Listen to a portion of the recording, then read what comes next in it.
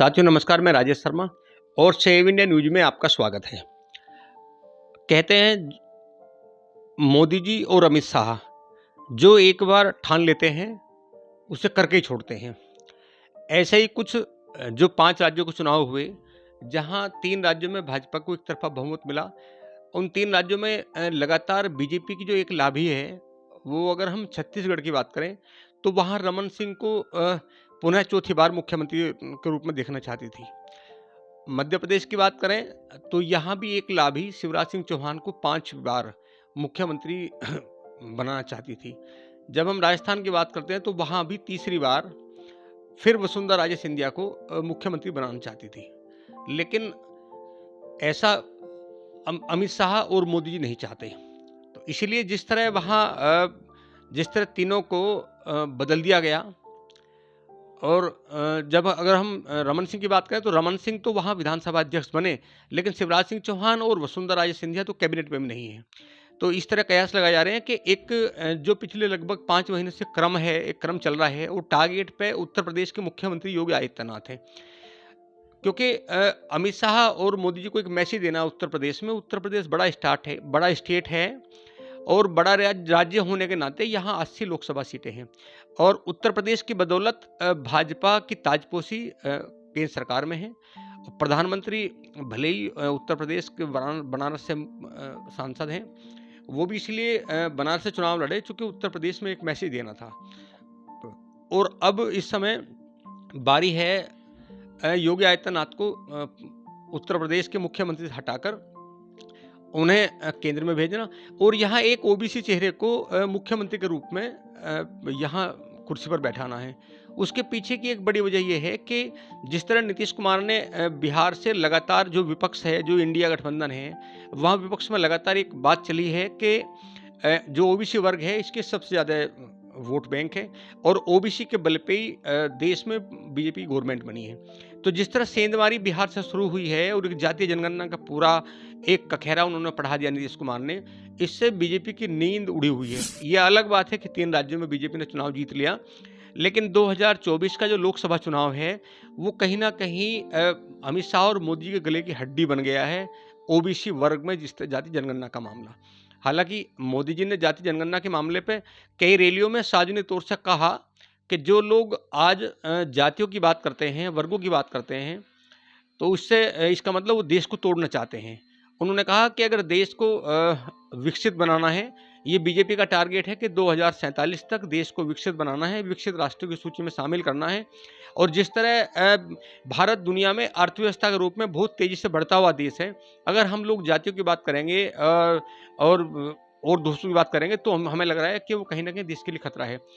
इसके विपरीत अभी 1 महीने पहले जब विधानसभा सत्र उत्तर प्रदेश में चला तो उत्तर प्रदेश के डिप्टी मुख्यमंत्री केशव प्रसाद मौर्य ने ये बयान दिया विधान परिषद में कि देश के गृह मंत्री चाहते हैं कि देश में जाति जनगणना हो। जाति जनगणना को लेकर 2 वर्ग में बटाओ। इधर सामान्य वर्ग, जब जाति जनगणना की बात होती है तो इधर सामान्य वर्ग आंखें तरेरता है, तो दूसरी तरफ चूंकि बीजेपी के लिए ओबीसी जो ओबीसी पिछड़े वर्ग का वोट बैंक है, अति पिछड़े वर्ग का वोट बैंक है, वो उन्हें बहुत प्रिय है।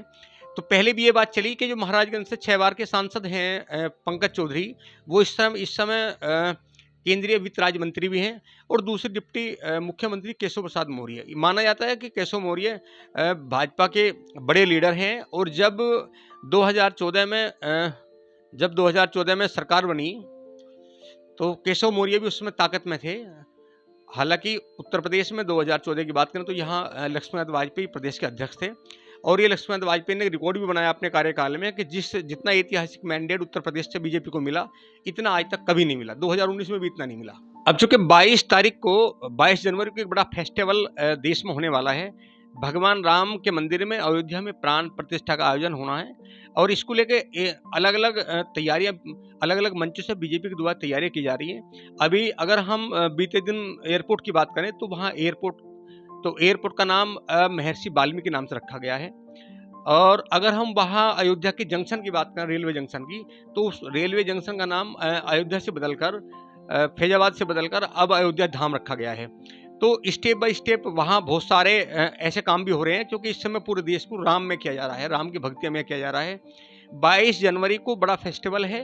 6 से 7 हज़ार वो लोग देश के जो बड़े लोग हैं, जो चेहरा है इस देश के, और दुनिया के बहुत सारे देशों को बुलाया गया है, आमंत्रित किया गया है कि तमाम लोग 22 जनवरी को जब प्राण प्रतिष्ठा होगी भगवान राम, सीता और लक्ष्मण जी और हनुमान जी के मंदिर की, उस समय पूरी दुनिया देखे कि भारत किस तरह भगवान राम के मंदिर की प्राण प्रतिष्ठा कर रहा है।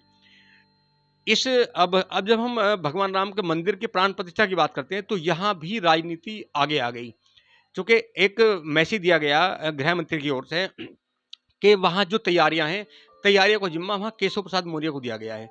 अगर हम पिछले 4 दिन की बात करें, तो पिछले 4 दिन से केशव प्रसाद मौर्य लगातार अयोध्या धाम में बने हुए हैं, वो अयोध्या में बने हुए हैं। वहाँ तमाम जो मीटिंग है वरिष्ठ अधिकारियों की, सेंट्रल के अधिकारी हैं, स्टेट के अधिकारी हैं, तमाम अधिकारियों के साथ मीटिंग ले रहे हैं, और तमाम सफाई अभियान जो भी सड़कें कहाँ निर्माण होना है, चूँकि अभी प्राण प्रतिष्ठा को लेकर बहुत ज़्यादा नहीं, 24 से 25 दिन का समय बचा है। इस 24-25 दिन में वे सब तमाम कामों को पूरा करना है, जो काम पूरे हो जाने चाहिए थे।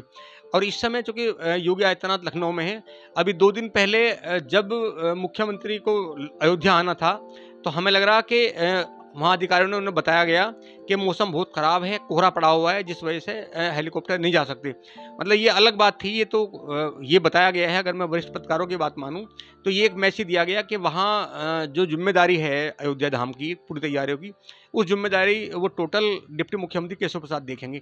तो मैं ये कहना चाह रहा हूँ कि एक बार फिर इधर भगवान राम के मंदिर की प्राण प्रतिष्ठा का आयोजन हो रहा है, और यहाँ भी गृह मंत्री ने केशव प्रसाद मौर्य को जिम्मेदारी दी है। जबकि ये माना जाता है कि मुख्यमंत्री लगातार लखनऊ से अयोध्या, अयोध्या से लखनऊ लगातार चक्कर लगा रहे हैं, और यहाँ जो भी प्रोग्राम होते हैं, चाहे दीपोत्सव का प्रोग्राम हो, चाहे लगातार मंदिर निर्माण की देखरेख का मामला हो, मुख्यमंत्री अपने आप देखते हैं।